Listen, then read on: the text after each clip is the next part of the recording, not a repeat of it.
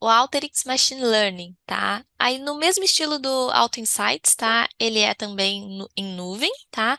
Só que o Auto Insights, ele olha para o passado, né? Ele olha a causa raiz da variação de um indicador. E o Machine Learning, ele vai fazer uma projeção. Então, ele vai olhar o histórico e vai prever, por exemplo, qual vai ser o número daquele indicador no futuro. Tá? É, e aí, a plataforma Alteryx, né, como um todo, ela tem um modelo eles chamam de Education Mode, né, mas assim, a plataforma é intuitiva, tá? Os modelos que ele consegue usar também são bem amplos, tá? Tem bastante variedade ali.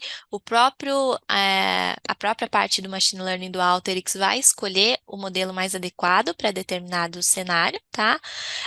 E também vai usar a inteligência artificial, tá? Então, eu vou mostrar rapidamente aqui também a parte de machine learning. Aí, igual eu comentei, né, aqui também é cloud, tá? Nesse caso, eu peguei aquela mesma base que estava no primeiro que eu mostrei, que é o Auto Insights, e coloquei aqui, e agora eu quero fazer a projeção de vendas. Tá? Então, eu coloquei uma base de dados que tem um histórico de vendas e que tem várias colunas na base de dados de entrada, tá?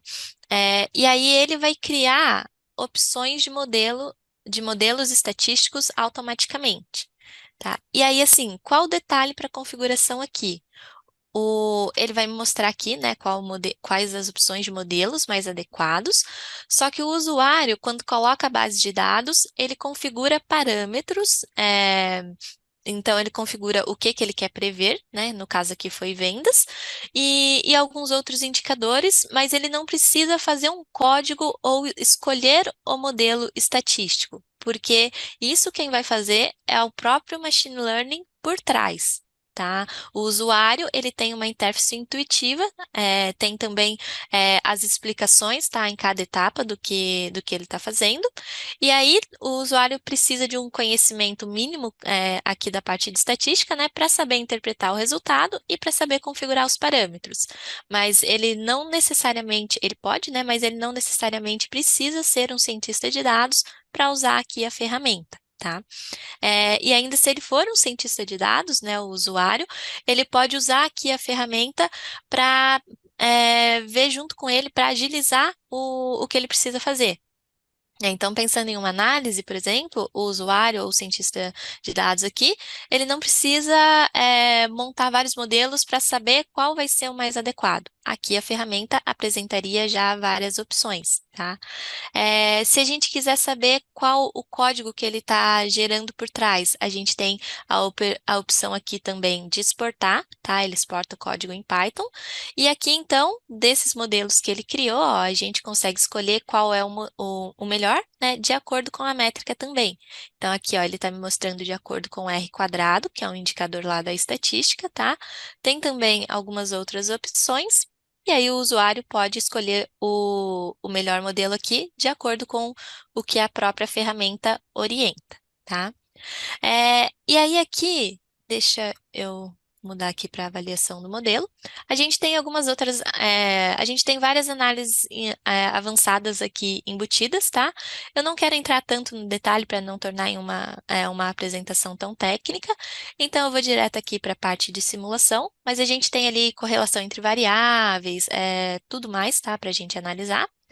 E aqui tem uma parte interessante que é essa parte de simulação, tá? O que que essa simulação vai fazer? Vamos pensar num cenário assim. Toda a previsão, né, toda a parte de machine learning, ela é feita com base em um histórico. Então, beleza, coloquei minha base de dados lá, ele criou o modelo e agora ele está fazendo a previsão, vamos supor que para mês que vem. Só que agora, hoje, o usuário, com o know-how de negócio que ele tem, ele sabe que um indicador ali está variando com um comportamento diferente do que seria esperado de acordo com o histórico da base. Ele pode, então, simular com uma alteração do usuário, tá? Então, aqui, esses indicadores aqui eu tenho na base, tá? Custo, lucro operacional, marca, grupo de produto e desconto. E aí, vamos pensar que o usuário agora, nesse cenário, no recente imediato, né, tá me falando assim que o custo, antes o custo estava baixo, só que agora ele sabe que o custo aumentou. Então, ele vem aqui, vai calibrar o custo, porque agora ficou maior, tá? O lucro, ele quer manter o mesmo, né? O custo aumentou, mas vamos supor que ele quer manter o mesmo. Marca e grupo de produto aqui, ele quer olhar a marca A e camiseta. E aqui em desconto, ele quer simular como seria a venda, tá? Se ele aplicasse um tipo de desconto ou outro. Então, vamos supor que se ele quisesse aqui a faixa de desconto de até 10%, ele vem aqui e escolhe. E aí, com isso, a gente está simulando um cenário de acordo com a realidade ali do conhecimento do analista, tá?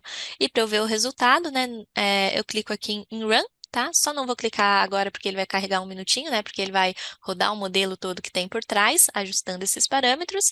E aí, aqui, o valor que ele tinha previsto inicialmente, ele vai mostrar o valor que seria a previsão considerando esse parâmetro do usuário. Tá?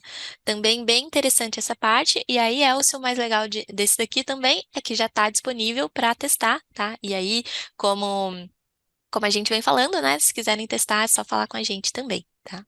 Legal. E aqui, pessoal, primeiro, a gente não vai passar por tudo, como a Jordana falou, mas é importante saber, vocês saberem que é, a ideia dele é que uma pessoa menos preparada em ciência de dados consiga utilizar, ou seja, muito mais pessoas do que normalmente é necessário quando você tem outros tipos de ferramentas de ciência de dados, né?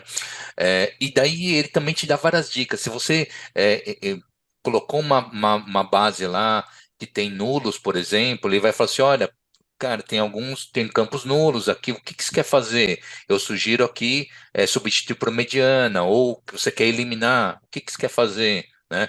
É, e então ele vai te ensinando, e mesmo para escolher os modelos, ele vai te ensinando como tentar ler aquelas o, o modelo, como que você escolhe o melhor modelo, né? Então, ele é uma maneira fácil de fazer isso. Ia ser super legal porque eu tive numa sessão onde a rede de ciência de dados do eBay dos Estados Unidos comentou que eles tinham um grande problema, que eles têm uma equipe grande até de ciência de dados, só que eles não conseguiam dar vazão a todos os projetos de ciência de dados da empresa, né? E que estava ficando já complicado já, tendo que priorizar, etc. E daí, quando eles descobriram o AutoML da Alteryx e liberaram para as áreas, daí foi assim um recorde, acho que aumentou em 5 vezes o número de projetos de ciência, de aplicação de ciência de dados nas áreas. Né? E que foi super bacana a experiência e que está criando uma cultura de ciência de dados que ela não imaginava que daria para fazer. Tá? Então, é super bacana. Um outro ponto aqui, eu vi que tem uma pessoa que levantou a mão aqui para, acho que fazer alguma pergunta. É, as perguntas vocês podem colocar aí no chat, a gente não vai abrir o microfone durante esse webinar, mas a gente vai deixar. Coloca a sua pergunta lá no chat, ao final a gente responde nos 10 últimos minutos, tá bom?